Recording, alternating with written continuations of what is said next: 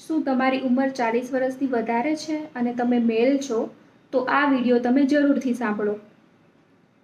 Usually 40થી 50 વર્ષ પછી મેલમાં જે પ્રોસ્ટેટ નામની ગ્રંથિ હોય છે જેની સાઇઝમાં વધારો થવાનો ચાલુ થાય છે. આ જે પ્રોસ્ટેટ નામની ગ્રંથિ જે છે તે મૂત્રાશયની નીચેના ભાગમાં અને પેશાબના નળીને કવર કરીને રહેલી હોય છે.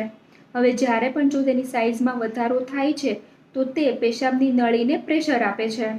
આથી તમને પેશાબ કરવામાં તકલીફ થાય છે, પેશાબનો ફ્લો ઓછો આવે છે, વારંવાર પેશાબ જવું પડે છે. આવા બધા લક્ષણો જોવા મળે છે. તમારે તમારા બ્લડ રિપોર્ટમાં PSA એટલે કે પ્રોસ્ટેટ સ્પેસિફિક એન્ટીજન નામનો રિપોર્ટ કરાવવો જોઈએ. એની નોર્મલ વેલ્યુ <4 ng/ml હોય છે. જો તે વધારે આવે તો તમારે પ્રોસ્ટેટની સોનોગ્રાફી કરાવવી જોઈએ અને યુરોલોજિસ્ટને કન્સલ્ટ કરવું જોઈએ. Thank you.